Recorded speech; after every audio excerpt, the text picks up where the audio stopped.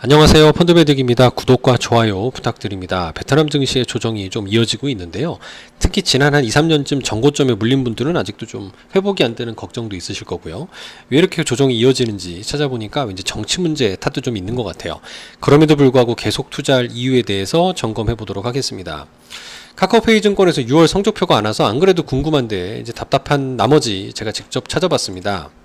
6월 말 기준 월간 보고서를 좀 찾아봐서 소개를 드려보면 일단 빨강색이 베트남 그로스 펀드의 기준 가격인데 파란색이 에이스 베트남 VN30 ETF니까 여기 훨씬 성과가 좋죠.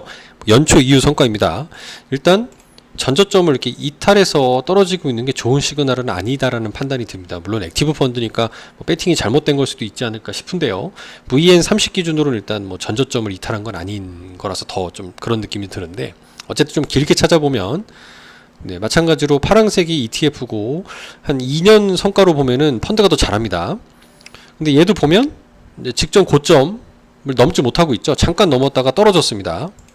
그리고 3년 성과로 보더라도 얘 보게 되면 직전 고점을 넘지 못하는 부진한 모습입니다. 그러니까 이런 2년간의 고점을 넘지 못한다는 거는 무슨 문제가 있는 거 아닌가. 기사를 좀 몇 개 검색을 해보면 삼성전자가 베트남 공장의 3곳이 이제 적자를 보고한 첫 번째 사례다라는 이런 소식도 있고요. 물론 연초 얘기지만 작년만 하더라도 탈중국의 전초기지로서 베트남이 기회의 땅이다라는 얘기 많이 들렸습니다. 이 얘기는 수년 전부터 나온 거고 베트남 수출의 20%를 삼성전자 차지한다는 얘기도 많습니다. 물론 삼성전자가 작년까지 실적이 안 좋았을 테니까 근데 이제는 온디바이스 AI 탑재된 스마트폰이라든가 앞으로 많이 나오면 좋지 않겠어요? 그리고 매년 10억 달러로 투자 금액도 확대하겠다라는 기사도 올해 5월 달에 있습니다. 이미 224억 달러의 투자금이 들어간 상황인 거라는 기사도 볼 수 있고 그렇게 되면 아무래도 지난 19년에서 21년도에 한 100% 가까운 급등을 보였기 때문에 지금은 좀 쉬어가는 국면이 아닌가라고 생각하는 그런 합리적인 생각도 좀 필요할 것 같습니다. 근데 그럼에도 불구하고 제가 왜 정치적으로 했는지를 뒤에서 좀 말씀을 드려보면 일단 베트남은 이제 프론티어 마켓 중이니까 금융 비중이 특히 높다라는 거 이제 다시 한번 짚어드리고요. 운영 경과상에서 이런 얘기가 있더라고요. 일부 미확인된 정체 경제상의 루머가 시장에서 떠돌면서 하락 마감했다라고 지적을 하는데요. 찾아보니까 BBC에서 이런 기사 등이 나온 게 있어요. 적대적 반동 세력 경고, 공산당 내부 문서 유출, 권력 기둥 4개 중 2개 뽑힌, 반부패 혐의 사임.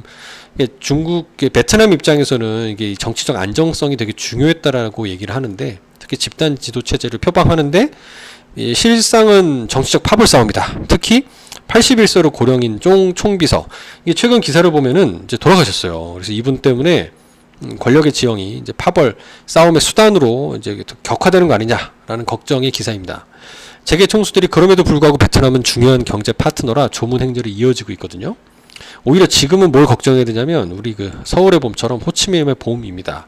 군부 쿠데타 같은 것들이 일어나서 어떤 권력 구도가 크게 바뀌게 되면 사실 그게 이런 프론티어 마켓에서 가장 큰 리스크가 아닌가 생각이 됩니다. 우리는 정치가 어떻게 보면 경제를 더 위에서 흔드는 경우가 발생할 수 있기 때문이 아닌가 생각이 됩니다.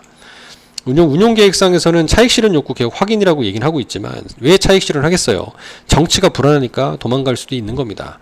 근데 그럼에도 불구하고 좀 안심이 된다는 뉴스라면 일단 여기에는 안 넣었지만 삼성 말고도 외국인의 베트남에 대한 투자 유입액이 일단 125억 5천만 달러, 작년 동기 대비 8.4% 정도 증가했다는 얘기도 있고요. 그래서 무엇보다 제일 두려운 게 삼성 아니겠어요? 삼성이야말로 어떻게 권력을 계속 권력자에게 좀 줄을 대서 관계를 가져가야 될지 궁금할 텐데 향후 3년간 베트남에 대규모 투자하겠다라고 지난 5월에 이어서 7월 달에도 발표한 바가 있습니다. 이런 등등은 향후에 이제 어떤 정치적인 이벤트가 어떻게 나타날지 이에 따라 달라질 수는 있지만 일단 투자한 비용이 들어가 있다 보니까 이제 함부로 할 수 없는 부분이지 않을까. 설령 어떤 정치 쿠데타가 나더라도 이런 기존 투자자들을 배려하고자 하는 노력들이 베트남에서도 일부 하지 않을까라는 생각을 좀 같이 해보게 됩니다. 이 부분은 계속 좀 모니터링하면서 좀 주기적으로 살펴보도록 할게요. 감사합니다.